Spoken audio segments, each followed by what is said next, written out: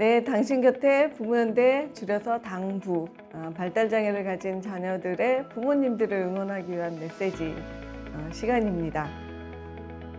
이번 시간에는 특별히 장애를 가진 형제, 자매를 둔 형제, 자매들의 이야기를 하고 있는데요. 특별하게 우연히도 자매들의 이야기를 했습니다. 근데 중간에 잠깐 얘기를 했었는데 아마 자매들의 이야기 세계는 남자 형제들 섞인 것하고 조금 다를 수 있을 것 같다는 생각을 조금 했어요. 왜냐하면 일부 보셔서 아시겠지만 일부에서 나누는 대화들이 상당히 유쾌했습니다. 근데 혹시 그 남자 형제들 이야기가 같이 있어지면 조금 더 색깔이 조금 다른 얘기가 또 나오지 않았을까 하는 생각을 합니다. 근데 어쨌든 일부에서 나누는 이 장애 형제, 장애 자매들의 이야기가 상당히 재밌었습니다. 네, 이번에 2부에서는 이어서 이제 1부에서는 어린 시절 사춘기 그때까지의 이야기를 나눴다면 이제 성인기 이야기를 해보려고 합니다. 성인기에서도 문제들이 그렇게 따뜻하고 흐뭇하고 이어지고 있을지 우리가 해야 할 일에 대한 얘기를 많이 하게 될 것 같아요. 네. 지금 어쨌든 어린 시절을 겪고서 우리가 어른이 된 것처럼 장애를 가진 형제 자매도 다 어른이 이제 되었습니다. 그래서 지금 발달장애를 갖고 있는 그 자매 동생들이 지금 현재 어떻게 지내고 계시는지 좋은 길을 찾으셨는지 한번 궁금한데요. 그것부터 여쭤보고 시작하겠습니다. 회사 이름 얘기해도 돼요? 그런가요? 네. 브라보 비버라는 그 이제 발달장애인들을 고용하는 그런 사회적 기업이에요. 이제 그곳에서 이렇게 잘 연결이 돼서 이제 주 4시간 근무를 매일 하면서 매우 주 4시간 아니 하루 4시간이요. 네. 하루 4시간 이제 주 5일 근무를 하면서 굉장히 만족도 높은 직장 생활을 하고 있습니다. 네.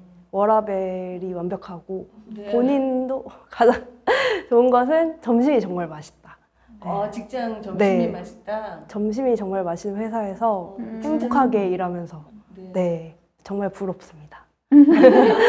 그죠? 하루에 4시간 일하고 점심은 맛있어. 네. 완벽한. 나머지 시간은?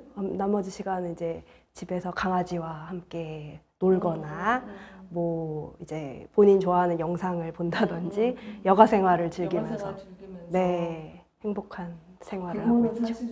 그럼 혹시 뭐 집에서 뭐 자립을 해서 나가겠다거나 이런 생각은 아직 안 하고 있어요? 네, 그 정도의 그 용기는 아직 없고 지금 생활에 정말 만족해 하고 있는 것처럼 보여요. 가족들과 함께 본인이 월급 받으면서 본인이 번 돈으로 사고 싶은 것들을 사고 그런 뭐 저축도 하고 하면서 생활하는 것에 매우 만족해 하는 것처럼 보이고 네, 지금의 현실에 행복해 합니다. 네. 제 동생은 그림을 그려요. 그 진리, 성이 진이고 이름 뒤거든요. 진리 작가고 그림을 네, 그림 작가로 활동을 하고 있고요.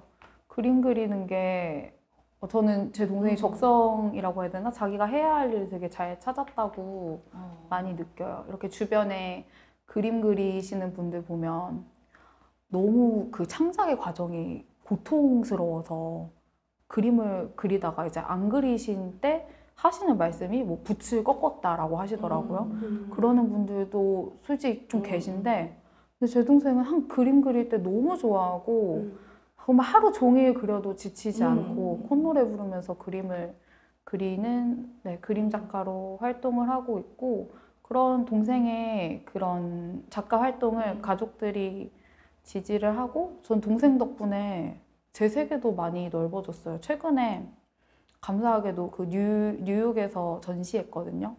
네, 그래서 교수님께서 그 축사도 해주셨는데 네. 근데 그렇게 동생 덕분에 전시회도 가고 그러니까 해외 전시도 하게 되고 또 그 그 다큐멘터리 촬영 그 뉴욕대 학생이 뉴욕대 학생분이랑 같이 지금 다큐멘터리도 촬영을 했고 그런 뭔가 동생 덕분에 제 세계도 많이 넓어졌어요. 가족들이랑 같이 동생이랑 그림 그리면서 그렇게 생활을 하고 있어요.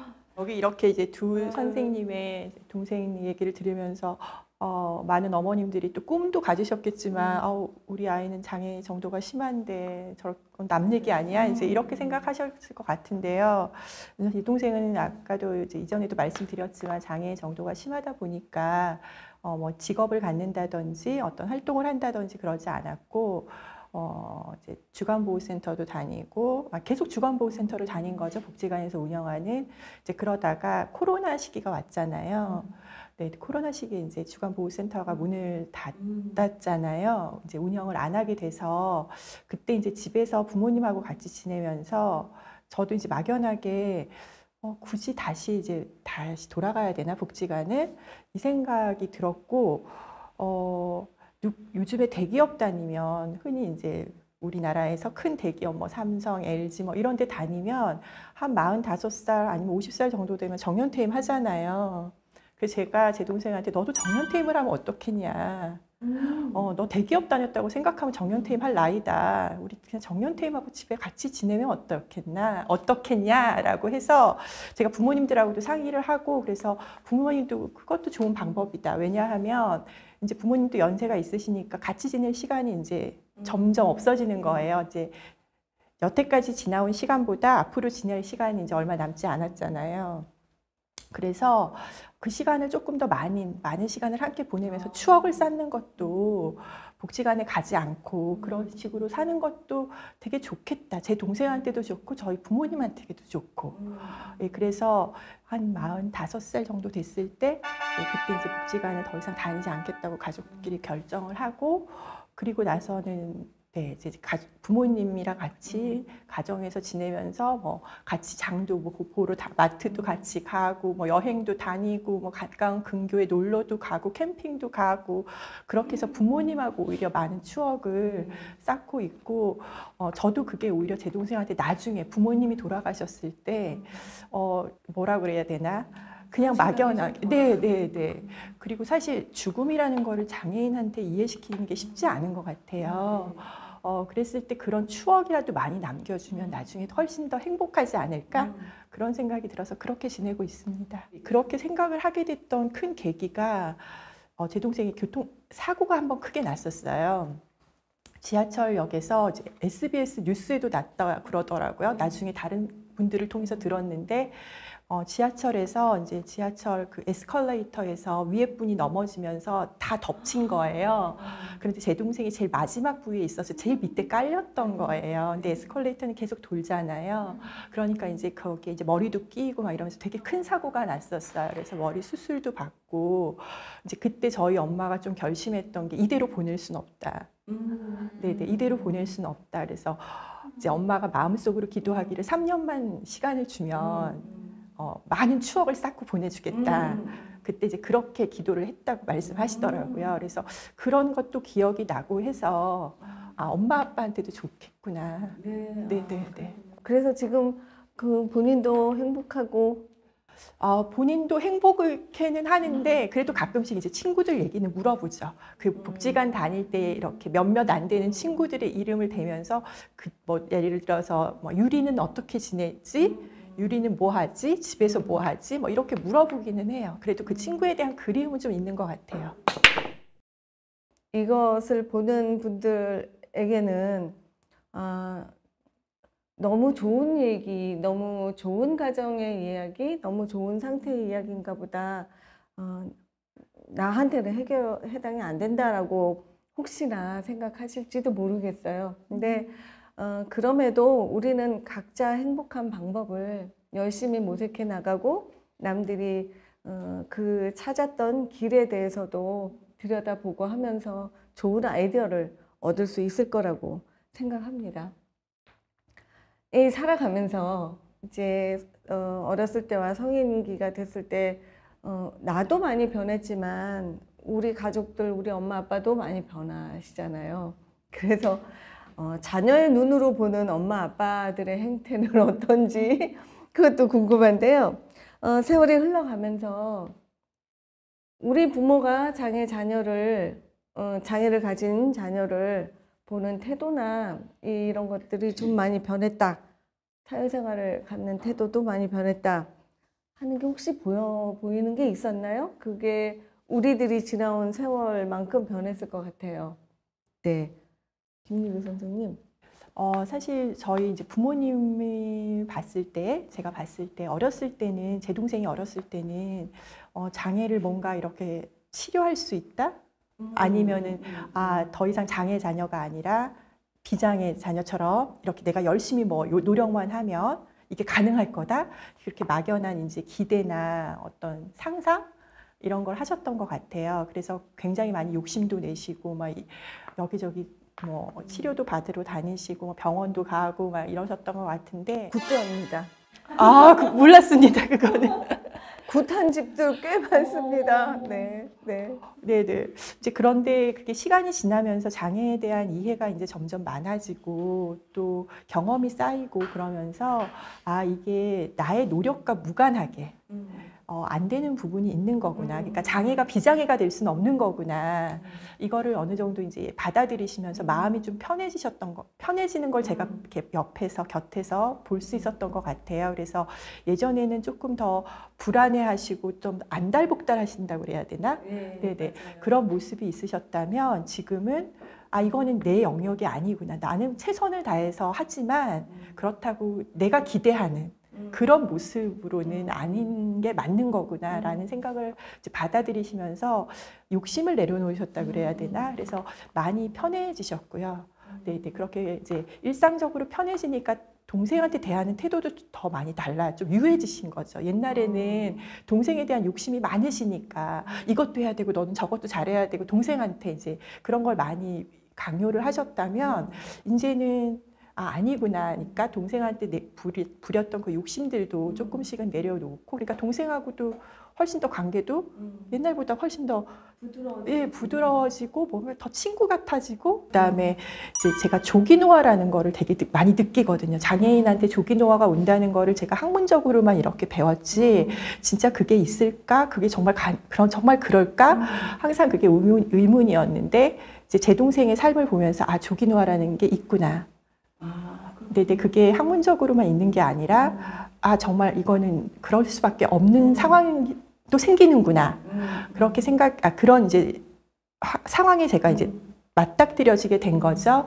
그러면서 엄마나 아빠가 노화를 겪는 과정들을 제 동생이 조금 더 일찍 겪게 되는 거예요. 그러니까 둘이 너무 공통점이 많아지는 거예요. 네. 그래서 둘이가 이게 너무 이렇게 저랑은 공유할 수 없는 이 늙음의 노화에서 오는 공통점들 이런 것들이 있으니까 아빠가 오히려 제 동생을 더 또 잘 이해하게 된 거예요. 이 노화를 같이 겪으면서 이제 치아가 안 좋아지니까 먹을 수 있는 음식에 좀 제한이 있잖아요. 근데 그것도 이제 동생하고 이렇게 조금씩 비슷해지는 거예요. 조기 노화가 오니까.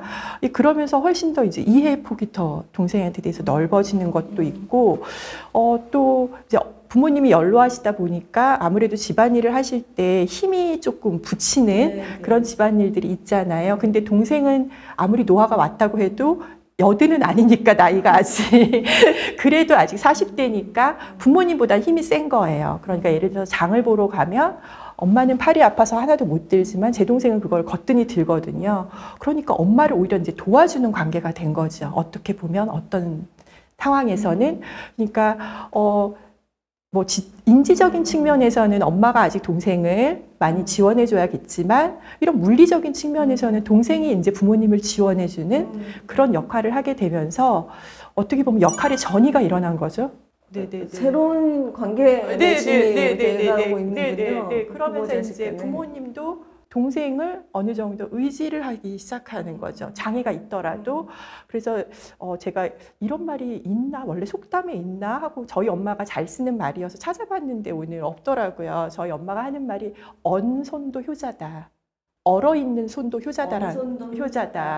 얼어있는 손도 효자다라는 말이거든요. 그 말이 이제 얼어있는 손은 별로 손의 역할을 못할 거라고 생각하지만 그렇지 않다는 거잖아요. 그래서 저희 엄마가 이제 요즘에 하는 말이 언손도 효자라고 옛날 어르신들이 하던 그런 말씀을 해주시던데 그 말이 맞는 것 같다. 왜냐하면 저도 이제 나와서 생활을 하고 또 직장에서 워낙 바쁘다 보니까 시간을 많이 못 보내고 저는 남동생이 있거든요. 근데 남동생도 또 이제 본인의 또 직장이 있고 이러니까 많이 이제 시간을 못 보내는데 제 동생은 어쨌든 집에서 엄마 아빠랑 같이 24시간을 보내면서 같이 텔레비 보면서 말동무도 하고 밥도 같이 먹고 그렇죠. 그리고 이제 사실 부모님 두 분만 사셨으면 되게 많이 안 드셨을 것 같아요. 귀찮아서 안 먹고 밥맛 없어서 안 먹고 근데 또 동생이 있으니까 챙겨 먹게 되고 그러니까 그 덕에 또 건강해지시는 거죠. 그래서 이게 역할이 꼭 부모님이 자녀를 돌보는 역할만이 아니라 장애 자녀도 부모님을 돌보는 어느 순간 그런 역할의 전환이 일어나는구나. 그런 거를 저는 삶에서 느끼는 것 같아요. 이제 부모님들이 이제 아까 연세가 이제 많아지고 하면 당연히 드는 생각이 우리 부모님이 더 이상 이제 기운이 없어서 자녀를 돌볼 수 없게 되거나 아니면 이제 돌아가시겠죠. 돌아가시게 되는 경우에 그러면 그 발달 장애를 갖고 있는 그 형제 자매는 그 다음에 책임은 나구나 하는 그런 생각을 혹시나가 아니고 하고 계실 것 같은데 그런 생각 부모님의 그 돌봄이 없어질 때 상황에 대해서 생각을 조금 해보셨나요?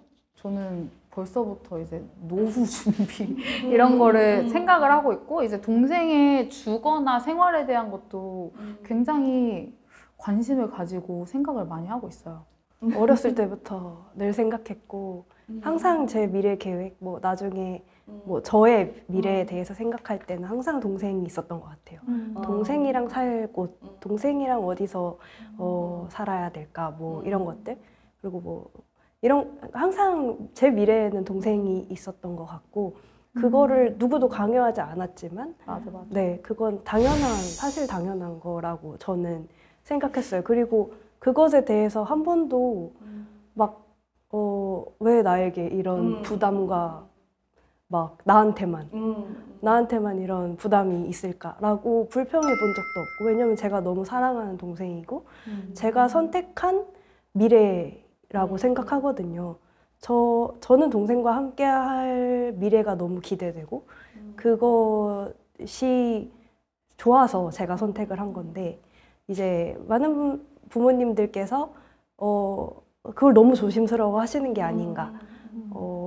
물론 그 많은 대화가 필요하겠지만 이런 부분에 대해서 그 장애인의 형제 자매, 그러니까 장애가 없는 이제 자녀분들에게 이런 부분에 대해서 의논하는 거를 너무 꺼려하지 않으셨으면 좋겠다는 생각을 합니다.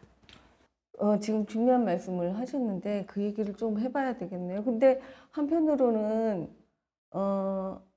장애가 아주 중한 경우에 심해서 한 사람의 돌봄 가지고도 안 되는 경우가 있잖아요. 엄마 아빠까지만 책임지고 더 이상 나한테까지는 안 왔으면 좋겠다는 생각을 혹시나 중한 경우에는 할 수도 있을 것 같은데 많이 그런 경우는 혹시 보셨나요? 저는 주변에서는 그런 경우는 많이 못 본 것 같아요.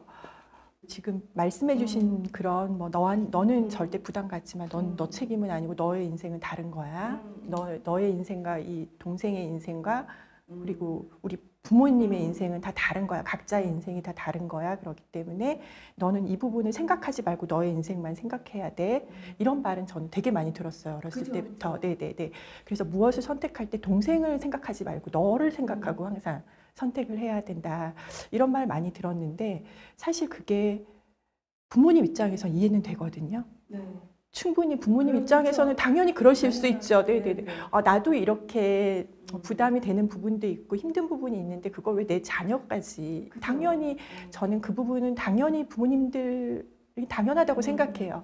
하지만 또 한편으로는 그럼에도 불구하고 그렇다고 제가 제 동생하고의 연을 끊을 수는 없는 거잖아요. 저희는 가족으로 엮여 있고 동생이 장애가 있건 없건 가족이잖아요.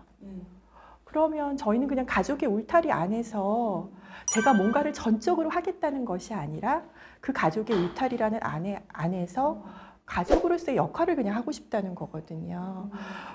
그랬을 때 부모님이 그런 거를 그냥 너는 책임지지 마. 너는 이거 몰라도 돼. 이건 다 우리의 몫이야. 이렇게만 말씀하시면 너무 막연하다는 거죠. 저희 입장에서는. 아, 그렇죠. 막연할 수 있겠네요. 왜냐하면은 나는 그냥 내가 이걸 다 하겠다는 것이 아니라 나는 그냥 내가 가족으로서의 그런 같이 관계를 맺으면서 어떻게 하면 서로 잘 살 수 있을까를 고민하고 싶은데 부모님은 그걸 얘기하는 순간 그걸 얘기하는 순간 얘한테 다 책임을 전가한다는 그런 죄책감?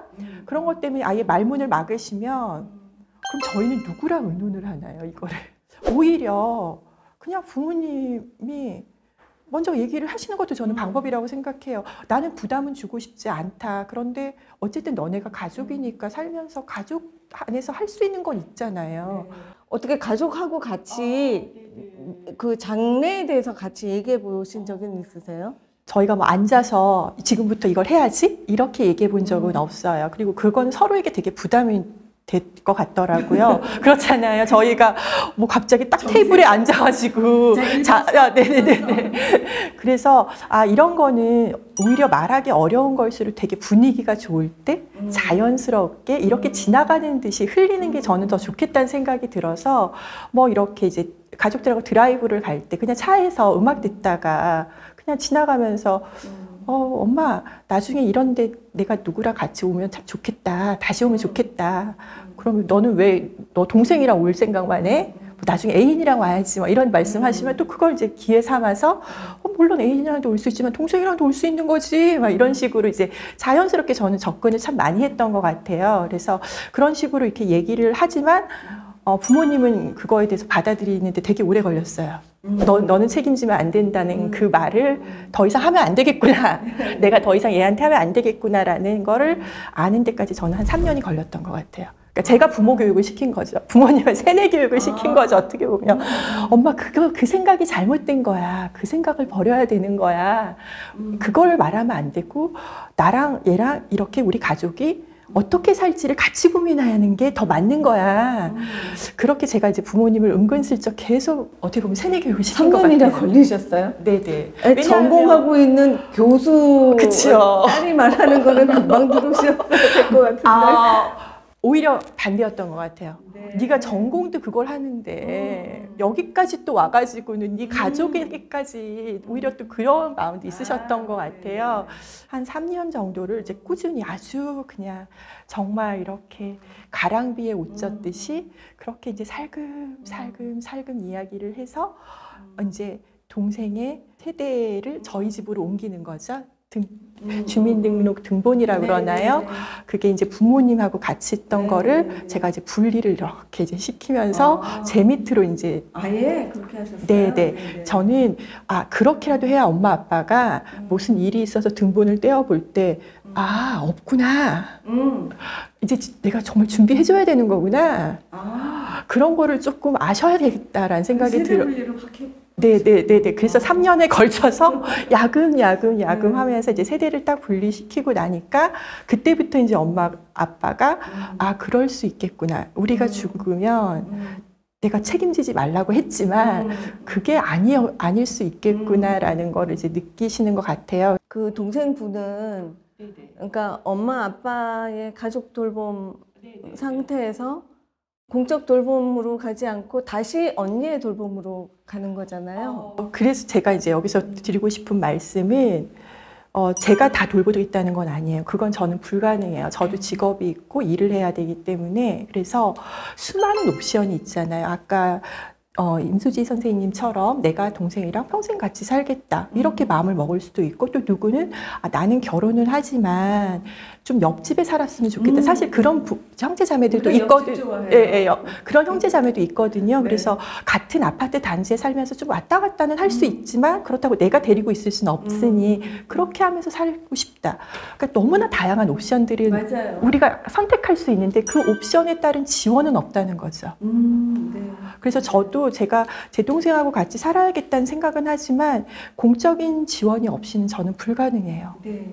그러면 저는 되게 제 동생을 방치하는 그런 언니가 될 거예요. 공적 지원이 없다면. 네. 그래서 정말로 나중에도 말씀드리려고 했지만 이런 다양한 옵션들을 저희가 생각했을 때 여기 안에는 무조건 공적 지원이 따라야 돼요. 네. 그래서 우리가 어떤 선택을 하든지 그 선택을 격려해주고 그 안에서 행복감을 누릴 수 있게 서비스를 다양화시켜줬으면 좋겠어요. 네. 그냥 나라에서 만든 이 서비스에 무조건 저희가 다 들어가는 게 행복한 삶은 아니잖아요. 그리고 그 안에 들어갈 수 있는 문도 요만큼 작아요. 누구나 못 들어가요. 맞아요. 그래서 우리가 옵션을 우리가 만들어 주겠다니까요, 나라에다가. 그러니까 왜 그러니까 너네가 못하는 옵션을 우리가 만들었으니 이거에 대한 좀 지원만 해달라는 건데, 그러면 저희 다 행복하게 살 수 있을 것 같아요. 맞아요. 아유, 속이 후련한 말씀을 해주셨는데, 어떻게 두 분께서는 혹시 동생의 미래 설계, 미래에 대해서 가족 회의 같은 거 하신 적 없으세요? 저 같은 경우는 이게 되게 많이 필요하다고 생각했는데 사실 한 번도 해본 적은 없어요. 근데 최근에 이제 동생과 저의 주거를 이제 분리해서 한번 살아보고 싶다라는 생각을 이제야 조금씩 하게 돼서 동생하고 따로 나와서 네, 그러니까 독립을 하는데 동생과 함께 동생과 네, 함께. 독립을 하고 싶어졌어요, 제가. 그래서 이제는 그래서 이제 그런 부분들을 이제 아까 그 교수님 말씀하신 것처럼 이게 뭐 밥 먹다가 한 번씩 흘리고 이렇게 한 번씩 흘리고 이런 식으로 뭐 3년 있으면 나가야지, 동생이랑 나가야지 이렇게 하고 3년 안에 나가야지, 뭐 어디 아파트 뭐 몇 평대로 가야지 이런 거 그냥 얘기하면서 슬쩍슬쩍? 네, 슬쩍슬쩍 하는 거죠. 근데 되게 귀담아 들으세요. 그렇게 그러세요? 네, 슥 이렇게 흘리듯이 얘기해도 그래? 그럴 거야? 언제? 막 이렇게 돈은 있어? 뭐 이런 거 얘기하시면서 네, 되게 귀담아 들으시. 이런 것들로 이제 조금씩 미래에 대한 얘기가 오가기 시작하지 않을까. 네, 그런 생각을 합니다. 저는 이렇게 흘리지도 않고 왜냐면 이렇게 각 잡고 얘기하지도 않았는데요. 그냥 혼자 이렇게 생각을 하는 거는, 제가 생각하는 주거 형태는 약간 그 뭐 옆동이라던가 네, 왕래를 자주 할 수 있는 그런 주거 형태를 생각하고 있어요. 왜냐면 제 동생은 너무 독립하고 싶어 해가지고 네, 되게 독립하고 싶어요. 어떻게 그런 언니가 얘기. 혼자 살고 싶어 이런 얘기? 아니 그냥 저한테 혼자 있고 싶다고. 아, 그래서 자기 혼자 있고 싶다고.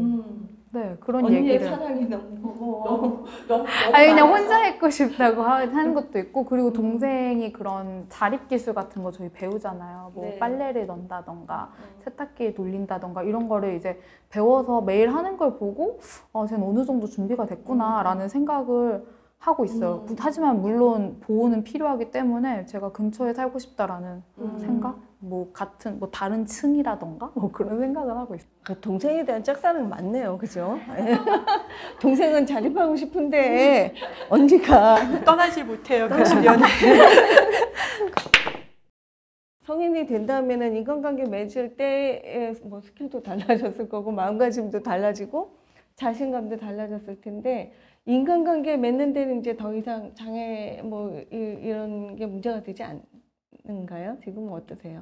그 사춘기 시절, 어린 시절 생각하면 항상 이제 남 눈치 보고 주변 눈치 봤던 기억이 너무 있었는데 지금은 네, 정말 당당하게 얘기할 수 있고 왜냐면 장애가 무엇인지 이제는 알고, 그리고 제 주변 사람들도 물론 제가 이쪽에 있기 때문에 주변 분들이 다 이제 얘기할 인식이 기회가 더 많으시겠네요. 네, 더 이제 얘기할 기회가 많기도 해요. 맞아요.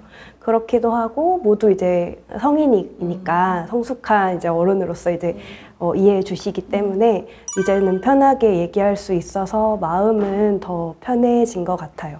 그리고 그냥 이거는 좀 우스갯소리인데 오히려 막 저 장애 동생이 있는데 동생 덕분에 뭐 특수교사의 길을 선택했고 이런 얘기를 하면 되게 좋게 봐주시거든요. 되게 훌륭하시네요. 이렇게 또 얘기해 주시거든요. 오히려 저한테는 좋은 네 자랑거리이지 않나 이런 생각도 요즘에서야 이제 해요. 네. 자기 형제 자매한테 이런 얘기를 들은 거 있어요. 자기가 인간관계를 맺을 때 성인이 된 다음에 나 동생이 장애를 갖고 있는 동생이 있어서 이런 일을 했어 하는 얘기를 미리 하는 거예요. 그래서 이 친구의 반응을 봐가지고 내가 친구를 삼을 만한지 아닌지 감별을 한다는 경우를 들었거든요. 혹시 어떠세요? 저희 사실 책에도 나오거든요. 그 약간 OX 퀴즈 하는 것처럼 그런 얘기가 나오는데 전 제가 말하고 싶을 때 말해요. 그냥 이 사람한테 말해도 되겠다 싶으면 말하고 별로 말하고 싶지 않다 그럼 말 안 하거든요. 왜냐면 정말 좀 약간 사적인 부분이잖아요. 근데 말했을 때 반응들은 어떠세요? 그냥 친구들 같은 경우는 그렇구나 하는 경우도 있고 그러니까 그런 특수교육에 종사하지 않는 친구들은 이래요. 미안한데 그 장애가 있다는 게 막 한글을 모르는 거야? 아니면 뭐 수학이 어려운 거야? 진짜 내가 몰라서 그래 라고 물어보는 친구들도 많아가지고 진짜로요? 네. 근데 오히려 그 친구들한테는 이제 뭔가 장애 이해 교육이 된 거죠. 네. 이렇게 자연스럽게 말을 하다가 얘기를 했는데 내가 진짜 몰라서 그러는데 이러면서 그럼 뭐가 어려운 거야? 이렇게 물어보더라고요. 네, 말하고 싶을 때 말해요.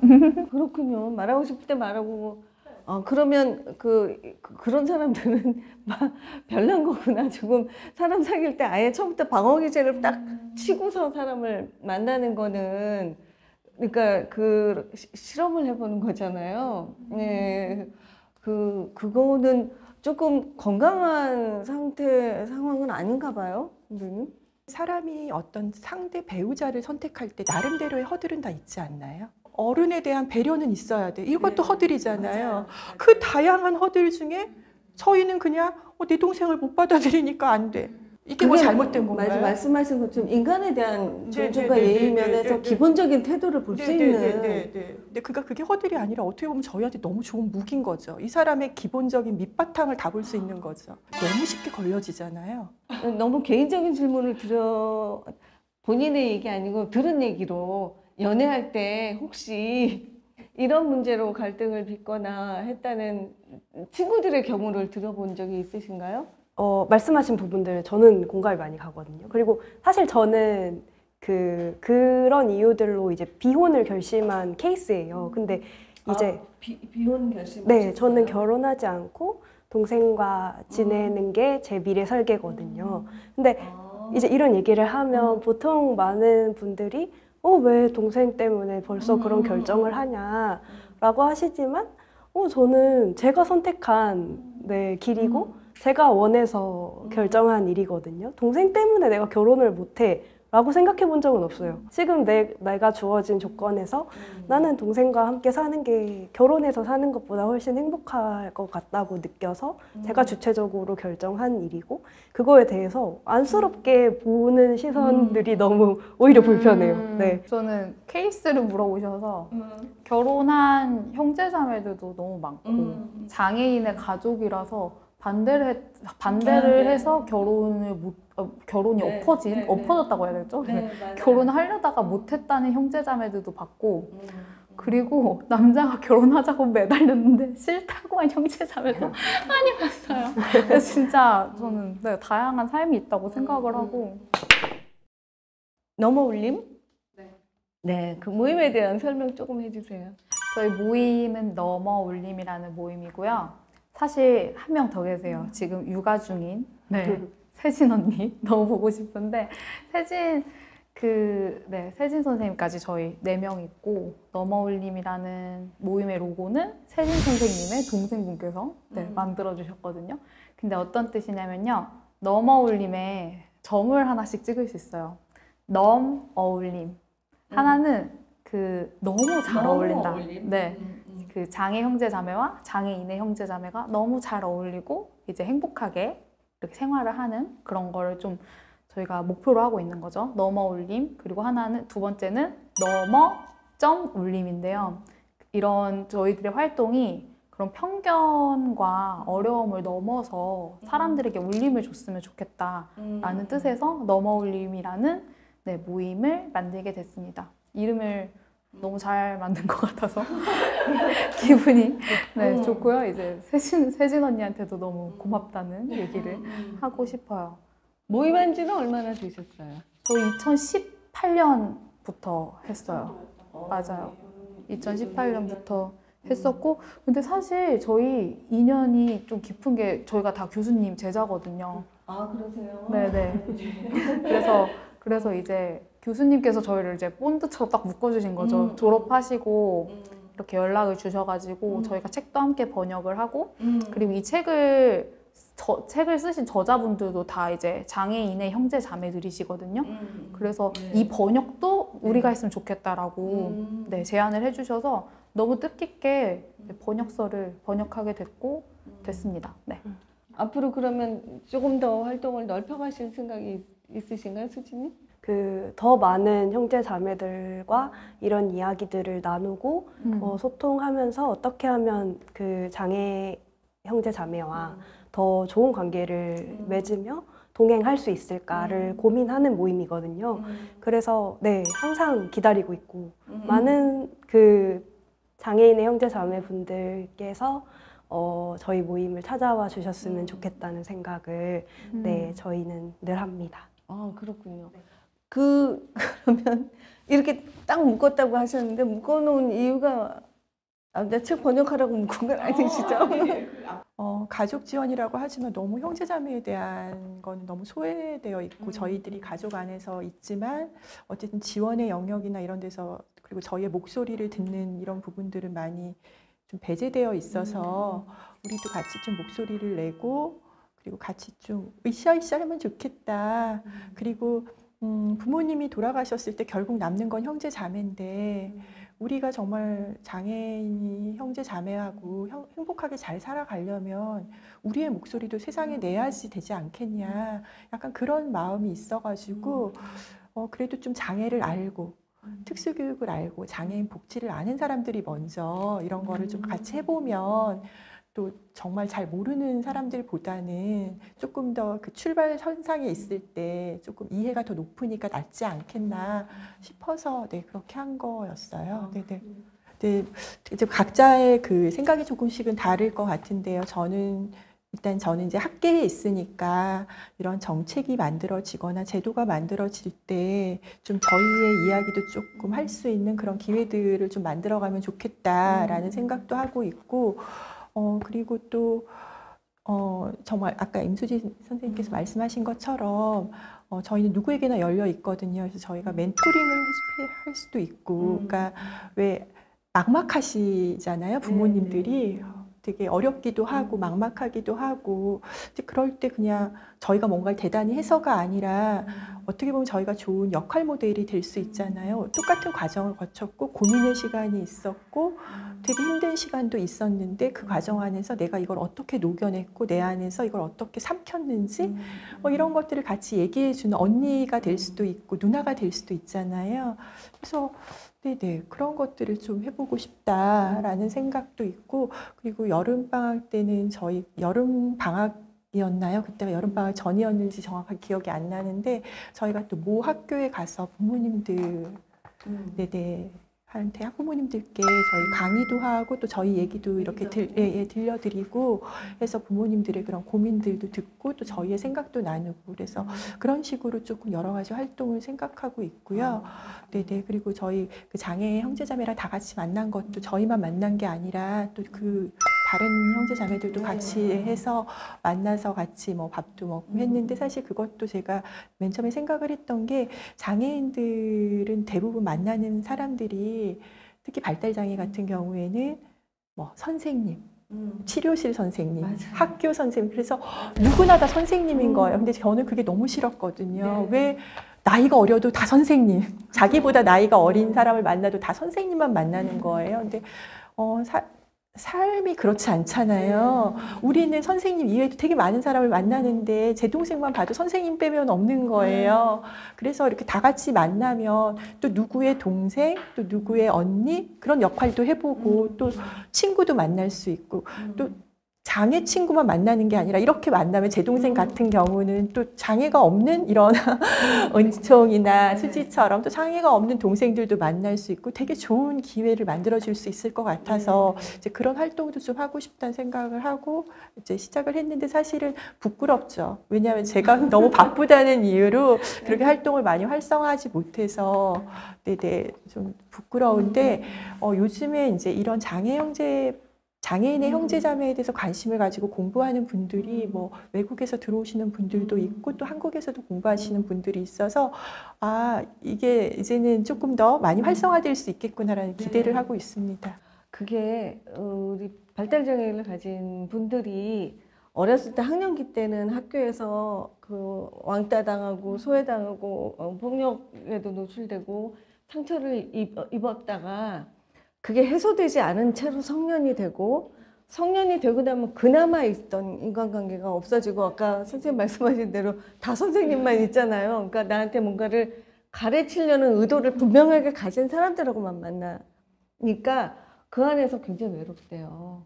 근데 두 분 동생님들은 안 외로울 것 같긴 한데 어쨌든 그 언니가 주는 거하고 다르거든요. 많이 외롭대요. 근데 이렇게 모임이 돼갖고 다니면 그 외로움을 덜 수 있는 가장 좋은 방법일 수 있겠다. 야, 오늘 얘기하면서 제가 갑자기 부럽다, 행복해 보인다 이런 생각이 이런 모임이 자꾸자꾸 늘어나서 굉장히 많아졌으면 좋겠다. 그러면 장애 형제자매도 외롭지 않고 그리고 우리 장애인의 형제자매도 외롭지 않겠다는 생각이 듭니다. 이제 아무래도 이제 세 분이서 전공도 하시고 그랬으니까 이제 끝으로 그 평소에 생각해 오던 그 생각을 여쭤보려고 하는데요. 우리 사회가, 우리 국가가 이런 거 필요한데 특히나 이제 형제 자매들의 입장에서 볼 때 어떤 장치가 있어야지만 내가 내 장애를 가진 형제 자매하고 행복하게 미래를 만들 수 있을까? 국가에 대한 것도 괜찮고 아니면 우리 부모님이 아까 말씀하신 대로 이런 설계도를 좀 꼼꼼하게 만들었으면 좋겠어 하는 얘기도 좋고요. 한번 그 얘기를 끝으로 한 분 한 분께 여쭤보려고 합니다. 우선 김유리님부터. 네. 저는 이제 조금 전에도 말씀드렸지만 사실 미래 계획이라는 게 되게 필요하지만 어렵잖아요. 그래서 왜 저도 그냥 이게 흘러가듯이 가랑비에 가랑비에 옷 젖듯이 이렇게 흘려보냈다고 했잖아요. 근데 그런 거를 누군가가 조금 공적으로 물론 굉장히 사적인 이야기지만 그래도 누군가 중심을 잡아줄 수 있는 뭐 퍼실리테이터라고 해야 되나 코디네이터라고 해야 되나 그런 분들이 좀 있어서 이런 대화들이 좀 자연스럽게 이어질 수 있는 이런 중개자의 역할을 해주는 좀 그런 식의 서비스가 있으면 왜냐하면은 그런 계획을 하려면 사실 가족 안에서 결정할 수 있는 것도 있지만 정보들도 많이 필요하잖아요. 예를 들어서 뭐 성년 후견 제도의 정보도 필요하고 그리고 신탁 제도에 대한 정보도 필요하고 그런 것들을 다 알 때 저희가 가장 현명한 결정을 할 수 있는데 지금은 그런 것들을 다 우리 개개인이 각자가 알아서 찾아봐야 되고 그거에 맞춰서 계획을 해야 되니까 한계가 있는 것 같아요. 그래서 그런 정보들도 좀 알려주고 이 가족한테 가장 좋은 게 어떤 제도가 있는지도 좀 같이 알려주면서 이렇게 부모님하고 또 자녀 사이에 이렇게 이야기를 하는 과정에서 껄끄러울 때 이렇게 좀 갈등도 풀어주고 그럴 수 있는 그런 공적인 서비스가 좀 있으면 좋겠다 그런 생각이 들었고요. 그 다음에 우리 한국의 문제이기도 한데 우리는 입시를 향해서 가잖아요. 모든 아이들이. 그러니까 저희들이 사실 만나고 싶어도 만나기 어려워요. 그러니까 임수지 선생님 아마 연구하느라고 이제 많이 느꼈을 텐데 애들이 다 학원가 있어서요. 저희 만나고 싶어도 못 만나요, 사실. 그래서 물론 학원을 가서 좋은 성과를 내는 것도 중요하지만 또 사람의 마음에서 오는 심리적인 평안이라는 것도 굉장히 중요하잖아요. 그래서 어머님들이 이런 심리적으로 같이 공감하고 교류할 수 있는 이런 기회들이 생겼을 때 그런 것들에 대해서도 좀 많이 격려해주고 그런 모임을 가진다고 했을 때 옆에서 많이 북돋아 주셨으면 좋겠다라는 생각이 들었고, 그다음 무엇보다도 저희한테 뭔가를 해주려고 하는 것보다요. 발달 장애인의 삶의 모든 것을 다 지원해 주시면 저희는 따라서 행복해질 수 있어요. 왜냐하면 저희가 갖는 부담은 사실 나라에서 너무 해주는 혜택이 없다 보니까 그걸 저희들이 해결하려고 애를 쓰다 보니까 사실은 이제 부담이 되는 부분이 있는 거잖아요. 그런데 나라에서 발달 장애인에 대한 서비스를 많이 해주고 정말로 적시적소에 맞는 서비스를 해준다면 저희는 훨씬 더 부담이 없어지는 거죠. 그러면 저희도 행복해질 수 있거든요. 그래서 저희한테 무언가를 막 해주려는 것도 되게 감사하지만 발달 장애인을 행복하게 해주는 그런 서비스를 만들어 준다면 저희도 그러니까 계속 부담이라고 말씀하시니까 그런 부담에서 자유로워질 수 있고 저희도 같이 행복하게 잘 살 수 있을 것 같아요. 좀 통합 학교에서 일을 하면서도 교육청에서 오는 서비스와 뭐 이제 복지에서 오는 서비스가 다 분리돼 있다는 게 좀 문제라고 느꼈던 적이 많아요. 제가 장애인의 가족으로서도 느끼는 부분이고 좀 통합적인 서비스 지원이 필요하지 않나 이런 생각을 자주 했고요. 그리고 좀 이제 말씀드리고 싶었던 거는 이제 장애인의 형제 자매가 부모 다음으로 이제 돌봄에 주된 이제 돌봄자로 이제 활동을 할 때 이제 배제되는 경우가 많아요. 그러니까 부모님은 이제 직계 존속이시기 때문에 모든 서비스에서 다 동행이 가능하고 뭐 대신해서 할 수 있고 뭐 부동산 같은 것들도 되게 그런 부분들도 엄청 제한이 있거든요. 형제자매한테는. 저는 동생과 함께 사는 미래를 꿈꾸는 사람으로서 동생과 제가 하나의 가족으로 세대를 구성하는 거에 제한이 많다는 거, 그리고 서비스 이용하는 것들에서도 이제 형제자매 관계는 조금 같이 묶어주지 않는 그런 부분들이 많거든요. 그래서 이런 것들은 좀 이제 상황에 따라서 유동적으로 할 수 있게끔 그런 좀 가능성을 열어주셨으면 좋겠다. 형제자매도 충분히 장애가 있는 형제자매를 지원할 수 있도록 그런 자격을 주셨으면 좋겠다. 이런 생각을 요즘에 서비스 이것저것 검색하고 하면서 많이 느꼈고요. 네, 그리고 부모님들께는 이제 장애인의 형제 자매 이제 자녀에게 조기부터 이제 장애를 좀 받아들일 수 있게끔 장애를 자연스럽게 이제 수용하고 이해할 수 있게끔 얘기해 주셨으면 좋겠어요. 같이 얘기 좀 하자. 네, 장애에 대해서 얘기하는 거를 막 금기시하고 막 어려워하고 어려워 피하고 그러지 않으셨으면 좋겠고, 물론 그게 정말 어려운 거라는 거를 저도 알거든요. 이제 부모님 입장에서 어떠실지. 하지만 너무 필요하고 그것이 장애의 형제 자매와 함께하는 형제 자매에게 되게 큰 자원이라는 거를 꼭 아셨으면 좋겠습니다. 직계가 아니고 반계라서 가족으로 인정 안 되는 경우가 진짜 많거든요. 정말 정말 많아서 저희도 좀 가족 일원으로 껴주셨으면 좋겠고, 법적으로. 그리고 저 아는 분이 말씀해 주시길, 미국으로 이민을 가셨는데 다운 증후군 아이가 태어났대요. 근데 그러니까 집에 그 사회복지사 팀이 와서 문을 두드렸다는 거예요. 그러니까 이렇게, 근데 저희는 역으로 지금 우리가 힘든 건 그거잖아요. 막 정보 수집가가 되잖아요. 왜냐면 진짜 막 정말 갑자도생이란 말이 어울릴 정도로 그렇게 정보 수집가가 되고, 부모님이 그런 부담을 덜어드리기 위해서 말씀 안 하시는 것도 알고 다 아는데 사실 전 세계적으로 봤을 때 형제자매가 가장 생애 주기가 같거든요. 가장 더 맞아요. 오래 살잖아요. 가장 같이 오래 살죠. 사니까. 그래서 법적으로도 반계, 그러니까 형제자매 반계를 좀 껴주셨으면 좋겠고, 그리고 그런 정보 수집가가 되지 않도록 좀 그런 적극적인 지원이 더 많았으면 좋겠다라는 생각이 듭니다. 네, 감사합니다. 오늘 그 말씀을 들으면서 들은 여러 가지 생각이 아마 방송 보신 분들하고 저하고 생각이 같을 거예요. 이제 같이 얘기하자. 같이 얘기하고 이들이 아까 지금 말씀하신 것처럼 장애 형제자매하고 가장 오랜 인생의 삶을 겹쳐서 살게 되는 부분이기 때문에 보다 더 적극적으로 같이 얘기를 해야겠다. 그리고 제도적으로도 뭔가 고쳐야 될 부분들이 분명히 있네요. 그죠? 네.